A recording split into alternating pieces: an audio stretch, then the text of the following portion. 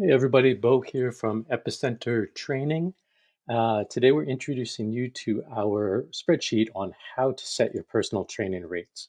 So we use this currently with our individual clients and our Epicenter Training Online Academy members to help understand their personal and to a point their business expenses as well.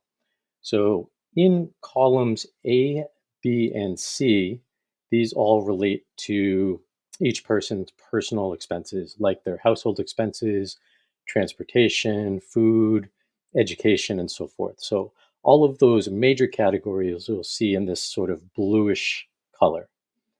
Now, as you drop down or scroll down through each area, you'll notice subcategories.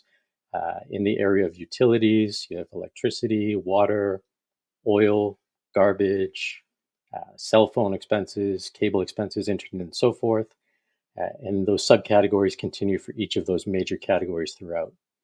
Now, if you're using this template, the only items that you would have to fill in are the yellow highlighted cells. And so you'll fill in your monthly expenses for each of those particular subcategories. Um, so if we look at, say, transportation, this person or this in this example, they spend $300 a month on their car payment, 100 for gas, nothing on maintenance and repairs, nothing on parking fees. Their registration and DMV fees work out to be about $20 monthly, and then nothing spent on their public transportation. Now we've embedded formulas into this spreadsheet, so whenever you type into these highlighted yellow cells, your annual expenses will automatically compute. So that $300 car payment turns into $3,600 for the year. Now, each of these items are formulated so that those select subcategories will add up for a total for the category. So for monthly transportation, this person, their total expenses are about $420. For the year, $5,040.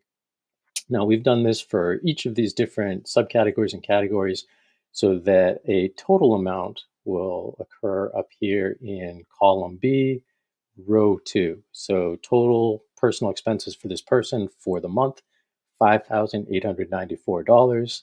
And for the year, with everything included, this turns into $70,728. Now, this is your starting point so that you can better understand your business expenses. And over here in columns F, G, H, I, J, and to an extent K, we've put the owner's compensation, operating expenses, taxes, and profit. So when I think about my grandparents' generation, they used what was sort of an envelope system of being able to allocate their money that they received in income each month or in each paycheck. And so what we've done here is owner's compensation is really the minimum amount that you would need in order to cover those personal expenses. Now, owner's compensation in this sense, we use it to refer to something close to being your salary or what the business would pay you. That doesn't necessarily mean a W 2 employee or identifying yourself as that. It may be that if you have an LLC, you're doing something like an ownership distribution or an ownership draw. I would talk to your financial representative, your legal representative for specifics on that area because they'll have the best information about your personal situation and your business situation. Now, these blue highlights here, the 5,894 monthly, 70,728 annually, those are drawn right from cells B2 and C2. And then we've embedded a formula so that you can see what that turns into as far as a weekly amount. So 1,360 for owner's compensation. Now we've sort of reverse engineered the formulas.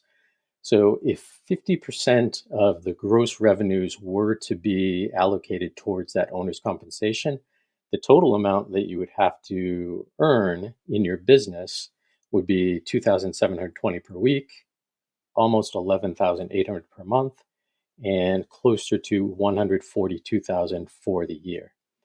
And then we've gone through and we've used our 30% target allocation for operating expenses or what stays in the business to be able to maintain and run that business, 15% allocation from that gross revenue of what you should set aside for taxes, and then this profit item, 5%, we can kind of think of that as gravy. So, yes, you should be considering a way to pay yourself through owner's compensation.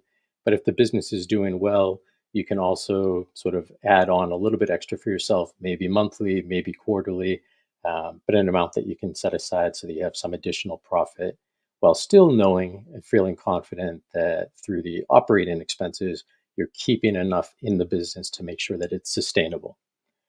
Now, from this, everybody's going to have a different amount of available training session hours. Some people are envisioning working full time, so maybe they have 40 hours per week to commit to personal training.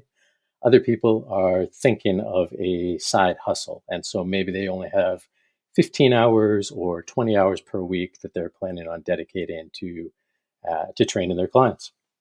So in this example, again, the only cells that you'll enter information into are the yellow highlighted cells. In this first example, we see that this person has 40 hours per week that they're planning on dedicating to training. And that turns into 173 hours for the month and almost 2,100 hours for the year. Now, below this, you'll see the per session rate that would have to be set in order for this person to reach their gross revenue number. So, if this person is dedicating that 40 training session hours per week, in order to reach that $2,720 in gross revenue, they would have to set their rates at least $68.01. And obviously, I would round up for purposes of marketing and making it easy to see and understand and absorb. Now, this $68 might be far below your desired pricing. It might be far below your local market norms. And so, if you want to get a better idea of how to set your rates, let's say your desired per session rate was $105. Now we take that 105 times the 40 hours per week that you had available, and we can see what your potential adjusted gross revenue is in that you would earn $4,200 per week as far as total business gross revenue, 18,200 for the month, and 218,400 for the year. And again, remember, this is the gross revenue amount. This is not what's coming to you directly in owner's compensation. Now, as an example of, let's say, somebody that's dedicating 20 hours per week, we type in 20 in that yellow highlighted cell in H11, hit enter, and this is going to change several of the other cells. So now we can see at 20 hours per week, in order for this person, this trainer, to reach that $2,720 per week, they're going to have a minimum rate of $136.02 per hour. And so in this case, we can see that they may need to charge more than what they were initially considering as that desired per session rate. Um, Hopefully, this is helpful for you. Feel free to design your own template, but if you'd like to use ours, depending on where you're watching this, whether in YouTube, whether on our website, look for the form either above, beside, or below where you can enter your email address. Click submit, confirm your request in your email, and you'll have instant access to this spreadsheet where you can then make a copy and adjust formulas and cells as you need to. If you're not too familiar with Google Sheets, to make a copy, head right over here to File, click File, drop down just a few selections to make a copy, and then follow the instructions once you've clicked there. If you're watching this in YouTube, you'll find the link to that same type of form by opening up the description area for the video. Hope you're having a great day, and we'll look forward to seeing you soon. Take care.